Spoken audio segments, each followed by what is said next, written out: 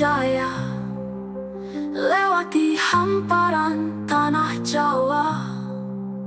Keindahan yang tak terperi, kekayaan Nusantara abadi. Samudra luas yang terbentang, keragaman yang terus bersinar terang, terang, terang. Bahasa berbeda, angkat suara, namun bersatu dalam satu irama. Indonesia, tanah penuh cerita.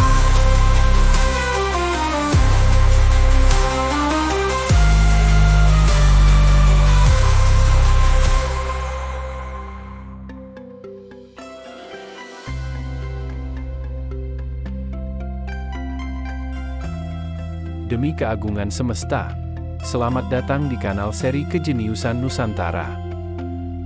Video ini hadir untuk berbagi kecerdasan tentang ayat-ayat Nusantara.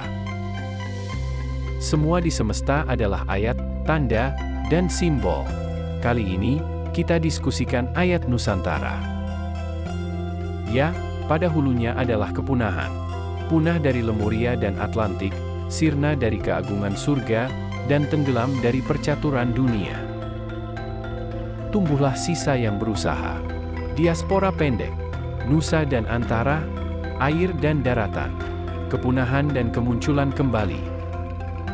Nusantara tercatat pertama kali dalam literatur berbahasa Jawa, pertengahan dari abad ke-12 hingga ke-16, untuk menggambarkan konsep kenegaraan yang dianut Singasari, Majapahit, dan Sriwijaya. Konsep yang mirip dengan Nusantara adalah Dwipantara, yang sama-sama berasal dari bahasa Sanskerta. Keduanya memiliki makna yang persis sama, yaitu kepulauan antara. Peradaban Nusantara terletak di daerah tropika, yang berarti memiliki laut hangat dan mendapatkan penyinaran cahaya matahari terus-menerus sepanjang tahun, dengan intensitas tinggi. Situasi ini mendorong terbentuknya ekosistem yang kaya akan keanekaragaman makhluk hidup, baik tumbuhan, hewan, maupun manusia. Lautnya hangat dan menjadi titik pertemuan dua samudera besar. Selat di antara dua bagian benua merupakan bagian dari arus laut, dari Samudra Hindia ke Samudra Pasifik, yang kaya akan sumber daya laut. Terumbu karang di wilayah ini merupakan tempat dengan keanekaragaman hayati yang sangat tinggi. Kekayaan alam di darat dan laut mewarnai kultur penghuninya. Banyak di antara penduduk asli yang hidup mengandalkan kekayaan laut, dan membuat mereka memahami navigasi pelayaran dasar, sehingga menjadi bangsa pelaut tangguh.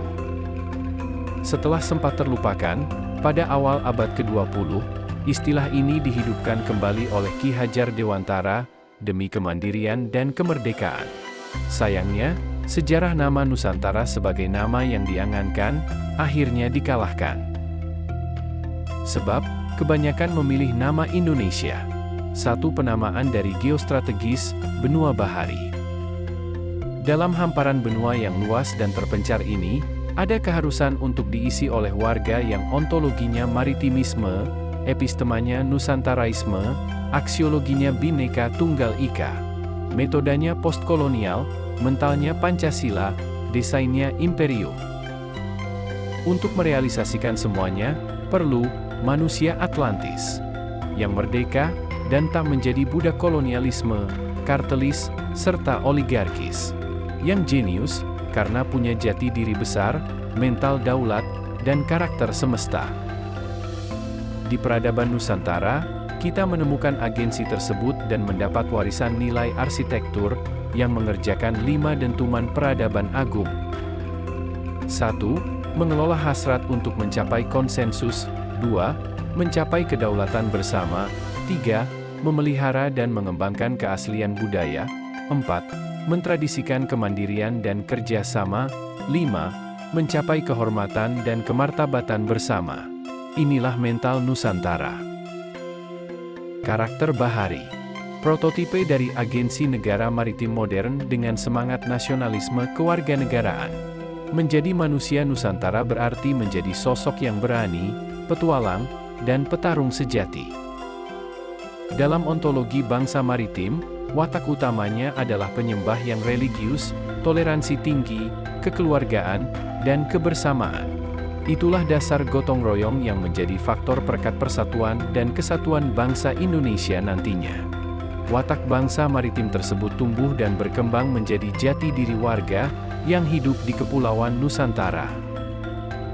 Apakah kita akan menempatkannya sebagai sekadar pusaka warisan, atau modal kuasa untuk merebut masa depan yang berperadaban? Kalian kuncinya.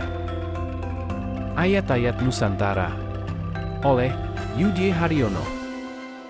Sampai jumpa di seri kejeniusan Nusantara berikutnya. Salam Indonesia. Indonesia, tanah penuh cerita. Di tanahmu aku berdiri, membela negeriku dengan cinta. Untukmu Ibu Pertiwi, terberkatilah Indonesia.